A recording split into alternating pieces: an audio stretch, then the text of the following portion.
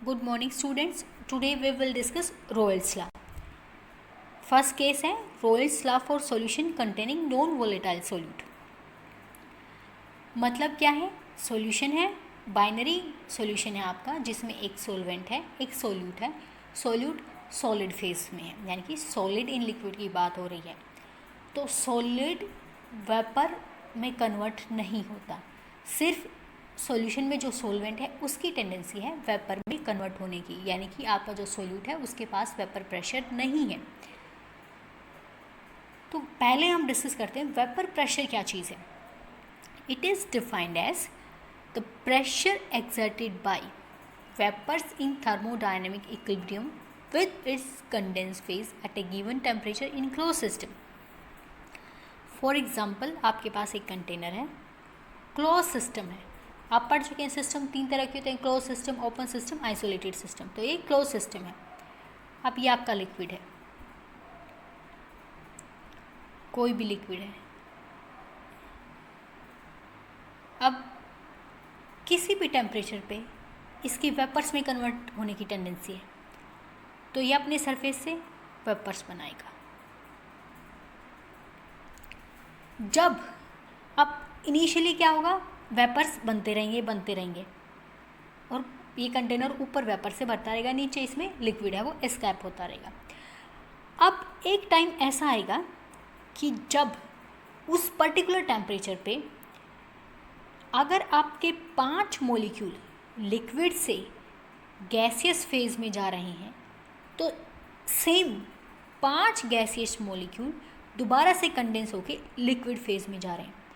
जो आपका process of vaporisation है और कंडेंसेशन रुकेगा नहीं, लेकिन कुछ नेट रिजल्ट नहीं आएगा. लिक्विड का जो अमाउंट है वो कांस्टेंट रहेगा और गैस का अमाउंट भी क्या रहेगा, कांस्टेंट रहेगा. जितने लिक्विड वेपर फेज में जाएंगे उतने ही वेपर्स कंडेंस होके वापस से लिक्विड फेज में आएंगे. तो इस सिचुएशन को बोलते हैं थर्मोडायनामिक इक्विलिब्रियम. इस सिचुएशन को क्या बोलते हैं, थर्मोडायनामिक इक्विलिब्रियम. तो वेपर प्रेशर क्या होगा, किस pressure exerted by vapours in thermodynamic equilibrium with condense phase at a given temperature in close system. तो हम कर चुके हैं कि टेम्परेचर फिक्स होना चाहिए, सिस्टम क्लोज होना चाहिए और लिक्विड से वेपर्स बन रहे हैं या तो वो क्या होना चाहिए, rate of vaporisation should be equal to rate of condensation. उस टाइम पे जो प्रेशर होता है वो उस लिक्विड का वेपर प्रेशर होता है. तो इसमें हमारे सॉल्यूशन में क्या है, अब देखो सिर्फ सोलवेंट है, कुछ सोलवेंट से अब वेपर प्रेशर जनरेट हो गया. अब आपने बनाया सॉल्यूशन, उस सॉल्यूशन में आपने डाला सॉल्वेंट और सोल्यूट. ये जो राउंड पार्टिकल हैं ये सोल्यूट को शो करते हैं. अब सिर्फ सोल्वेंट की टेंडेंसी वेपर फेज में जाने की है, सोल्यूट की टेंडेंसी वेपर फेज में जाने की नहीं है. तो ये क्या करेगा, जो सोल्यूट के पार्टिकल हैं ये कुछ सरफेस एरिया उसको ऑक्यूपाई कर लेंगे. तो नंबर ऑफ पार्टिकल प्योर सोल्वेंट के कंपैरिजन में जो सॉल्यूशन है उसमें से सॉल्वेंट के पार्टिकल वेपर फेज में कम जाएंगे, क्योंकि कुछ सरफेस एरिया सोल्यूट ने ऑक्यूपाई कर लिया और वो सोल्यूट उस पर्टिकुलर टेम्परेचर पे वोलेटाइल नेचर में नहीं है. तो ऐसे सिचुएशन में जो वेपर प्रेशर है वो प्योर लिक्विड का ज़्यादा होगा और जो वेपर प्रेशर सॉल्यूशन का है वो कम होगा. किस वजह से कम होगा, क्योंकि उसके पास नॉन वोलेटाइल सोल्यूट है. तो ऐसे सॉल्यूशन के लिए रॉयल्स ने एक लॉ दिया है. उसने कहा for a solution containing non-volatile solute, the vapor pressure of a component at a given temperature is equal to mole fraction of that component in solution multiplied by vapor pressure of that component in pure state. तो इसने क्या कहा है, वही situation pure state है, उसमें कुछ vapour pressure है. अब सॉल्यूशन में आने के बाद सोलवेंट का कुछ वेपर प्रेशर है. प्योर स्टेट में मैं इसको बोलते हैं मान लो P0 प्योर स्टेट में, और ये ज़्यादा है. ठीक है, अब सोलवेंट प्लस सोल्यूट डाला, सॉल्यूशन बन गया, तो ऊपर जितने भी वेपर्स होंगे वो उसको क्या कहेंगे, वेपर प्रेशर ऑफ सॉल्यूशन। और ये कम है as compare to pure solvent. और कम क्यों है, नॉन वोलेटाइल सोल्यूट आने की वजह से। तो ये कह रहा है जो वेपर प्रेशर है सॉल्यूशन का वो किस पे डिपेंड करेगा, मोल fraction of the solvent, mole fraction of the solvent multiplied by it's vapour pressure in pure state. इस तरह से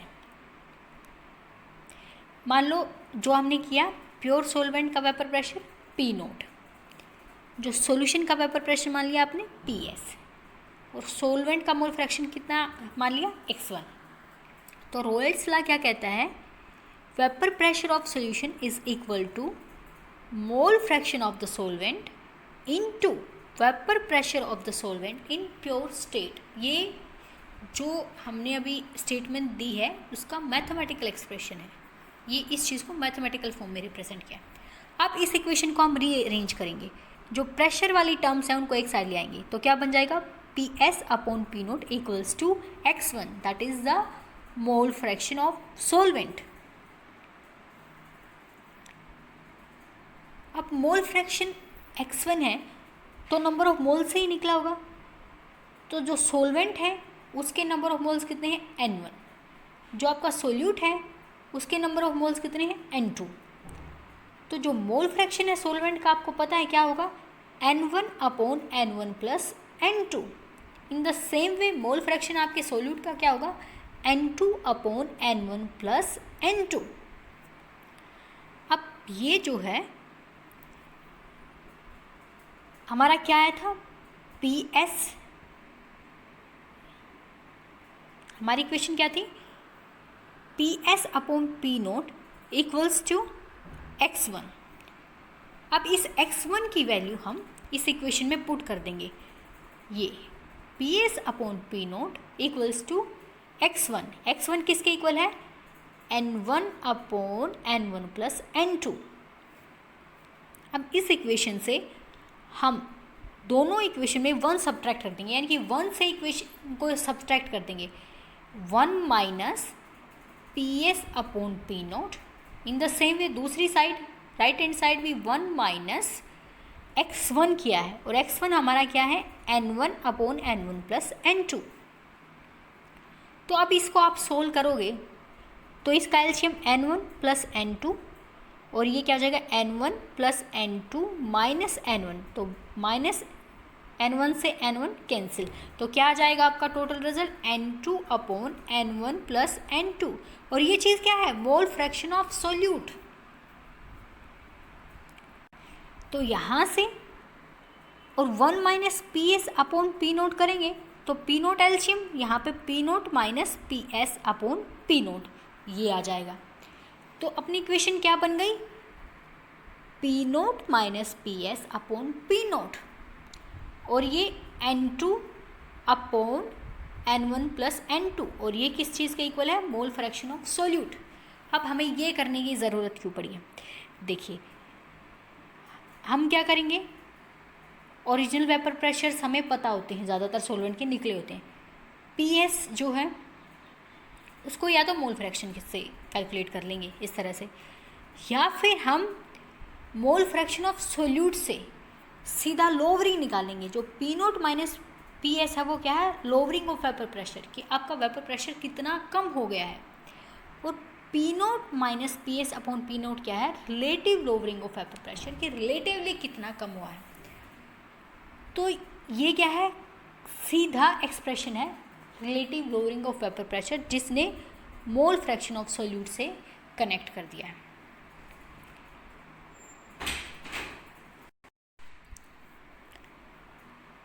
तो एट ए गिवन टेम्परेचर, अब इसकी दूसरी रोयल्स लॉ की दूसरी स्टेटमेंट क्या होगी, at a given temperature the relative lowering of vapour pressure of a solution containing non volatile solute is proportional to the mole fraction of the solute. इसी चीज़ को उसने क्या कह दिया है, डेफिनेटिव फॉर्म में बोल दिया है कि जो relative lowering of vapour pressure है of a solution containing non volatile solute is proportional to mole fraction of the solute. अब कहा है डाइल्यूट सॉल्यूशंस के लिए डाइल्यूट सॉल्यूशन का मतलब क्या है, आपका सोल्यूट बहुत कम अमाउंट में है और सोलवेंट बहुत ज़्यादा अमाउंट में है। तो N1 जो number of moles of solvent है वो बहुत ज़्यादा है, N2 बहुत कम है। तो इसके सामने हम N2 को नेग्लेक्ट कर सकते हैं। फॉर एग्जाम्पल ये जो आपकी इक्वेशन थी, ये वाली इक्वेशन, इसमें से आपने N2 को नेग्लेक्ट कर दिया है डिनोमिनेटर से, तो आपकी इक्वेशन क्या बन गई, P naught minus P S upon P naught equals to N2 upon N1। अब पी नोट भी किसी भी चीज़ के लिए, किसी भी सोलवेंट के लिए कांस्टेंट है, और ऊपर से आपने फिक्स अमाउंट ऑफ सोलवेंट लिया है तो N1 को भी कांस्टेंट प्रोपोर्शनलिटी के फॉर्म में लेके आने चाह रहे हैं हम इस सिचुएशन में। तो जो भी चीज़ें कांस्टेंट होती हैं उनको हम प्रोपोर्शनलिटी में हटा देते हैं। तो आपका एक्सप्रेशन ये हो जाएगा, P naught minus P S is directly proportional to the number of moles of solute. अब ये चीज़ किसके फॉर्म में आ गई है, number of moles of solute. तो देखिए relative lowering is directly proportional to the mole fraction of solute, और सिर्फ lowering is directly proportional to number of moles of solute. Relative lowering mole fraction से connected है और सिर्फ lowering number of moles of solute से connected है। तो इसी चीज़ को जो हमने डेराइव किया है, इसी को इन्होंने बोल दिया है, for a solution containing non volatile solute the lowering of vapor pressure is directly proportional to the number of moles of solute dissolved। अब यहाँ से एक चीज़ आ गई कि equimolar quantities of any two volatile solute dissolved in same quantity of same solvent will produce the same lowering of vapor pressure। इस चीज़ को हम example से करेंगे। आपने क्या किया, वाटर ले लिया 2 बिकर्स में, अब 98 मोल वाटर है, इसमें भी 98 मोल वाटर है। आपने 2 मोल सोल्यूट के लिए हैं, यहाँ पे आपने क्या ले लिया है, NaCl, क्या लिया है, NaCl, और यहाँ पे आपने क्या ले लिया है, शुगर। तो ये कह रहा है अगर लिक्विड सेम है यानी कि वाटर है और उनका मोल परसेंटेज जो है वो सेम है, और आपने सोल्यूट डाले हैं NaCl और शुगर, उनका मोल परसेंटेज मोल फ्रैक्शन सेम है, तो इस बात से फ़र्क नहीं पड़ता कि वेदर इट इज़ NaCl और वेदर इट इज़ शुगर, जो रिलेटिव लोवरिंग है वेपर प्रेशर में वो दोनों ही सिचुएशन में सेम होगी। अगर आपने सेम सोलवेंट लिया है, सेम अमाउंट में लिया है, और जो नंबर ऑफ मोल्स हैं जो सोल्यूट लिए हैं अलग अलग वो सेम है, तो नंबर ऑफ मोल्स पे डिपेंड करा है, नेचर ऑफ सोल्यूट पे रिलेटिव लोवरिंग डिपेंड नहीं करी। अब हम करेंगे Royals law for solution of volatile liquids. ये चीज़ किस, जो पहले वाला एक्सप्रेशन था सॉलिड इन लिक्विड के लिए था, अब है लिक्विड इन लिक्विड, मान लो अल्कोहल वाटर। तो अब क्या है, दोनों के दोनों जो कंपोनेंट है solute as well as solvent, दोनों की वेपराइज होने की टेंडेंसी है, दोनों का कुछ वेपर प्रेशर है। तो ये क्या बोलते हैं इसमें, in solution of volatile liquids, यानी कि दोनों के दोनों या 3 कंपोनेंट जितने भी हैं सारे वोलेटाइल लगे हैं। Partial pressure of each component eight a given temperature, temperature तो फिक्स ही है, at a given temperature is equal to product of mole fraction of that component and vapor pressure of that component in pure state।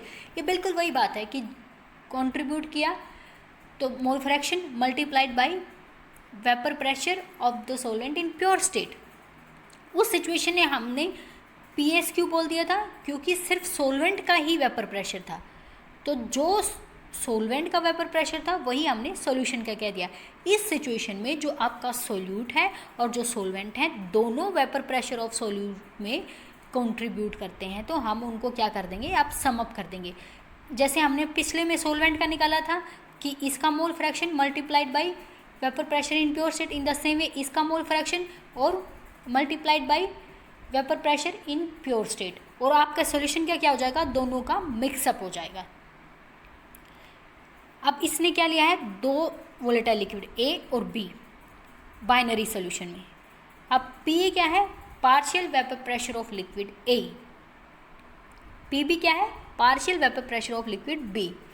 Partial क्यों बोला है, क्योंकि P0 हमने बोला है जब P0 A, मान लो A का ये प्योर है, और पार्शियल क्यों बोल दिया है, ये मिक्सचर है आपका, इसमें क्या है 2 सोलवेंट हैं, सॉरी दो हैं कंपोनेंट, एक सोलवेंट एक सोल्यूट।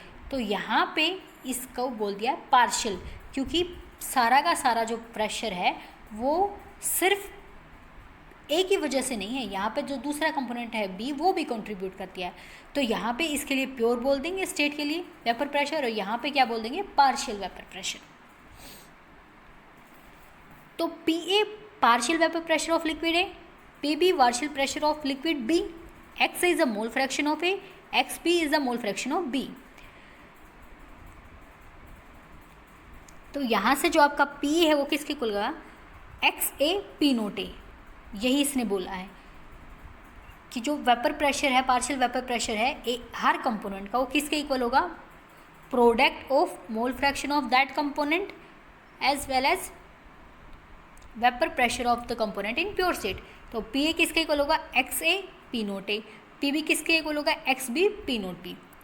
अब अगर वेपर्स आइडियल गैस की तरह बिहेव करेंगे, आइडियल गैस, तो डाल्टन लॉ अप्लाई कर देंगे हम, और जो वेपर प्रेशर है सॉल्यूशन का वो क्या हो जाएगा, partial vapour pressure of A plus partial vapour pressure of B. तो जर्नल टर्म में ये क्या कहता है, अगर उसके पास आई कंपोनेंट्स हैं, यानी कि 1 2, ये बाइनरी के लिए बात हो रही है, अगर उसके पास बाइनरी से ज़्यादा टर्नरी सॉल्यूशन है या और भी ज़्यादा कंपोनेंट हैं, तो जर्नल में जो हर का पार्शियल वेपर प्रेशर कैसे निकालेंगे, mole fraction of that component up into जो वेपर प्रेशर है of that component in pure state. तो टोटल प्रेशर यहाँ से क्या आ जाएगा, sum of the partial pressure of the i component. मान लो 3 कंपोनेंट है तो P1 plus P2 plus P3, ये समेशन हो जाएगा इसका। अब रोयल्स लॉ की कुछ लिमिटेशंस हैं, it applies to dilute solution. देखिए ये second, it is applicable only when delta V mixing और delta H mixing zero. Delta V mixing का मतलब क्या है, आपने 5 ml अल्कोहल लिया, 10 ml वाटर लिया, तो जो आपका सॉल्यूशन है वो 15 ml बना, तो वॉल्यूम में कोई चेंज नहीं आया, तो इस सिचुएशन में डेल्टा वी मिक्सिंग क्या होता है, ज़ीरो। कई आपके ऐसे सॉल्यूशन बनेंगे जहाँ पे वॉल्यूम में चेंज हो जाएगा, या तो कम हो जाएगा या ज़्यादा। दूसरा डेल्टा एच ऑफ मिक्सिंग, यानी कि आपने दो कंपोनेंट को मिक्स कर दिया, सोल्यूट और सोलवेंट को, तो ना तो जो वो आपका सॉल्यूशन बना गर्म हुआ, ना वो ठंडा हुआ, ना उसने हीट को एब्जॉर्व किया, ना उसने हीट को इवोल्व किया। तो ऐसे सॉल्यूशन को बोलते हैं आइडियल सॉल्यूशन। आगे हम करेंगे भी इस चीज़ को डिटेल में। तो ये जो लॉ है ये सिर्फ आइडियल सॉल्यूशन पे अप्लाई होता है। अब ये हमने कहाँ मानी है, देखिए ये आप रटने की ज़रूरत नहीं है, पीछे से समझ में आएगा। डाइल्यूट और आइडियल सॉल्यूशन ये हमने पीछे एक्सप्रेशन में माना है।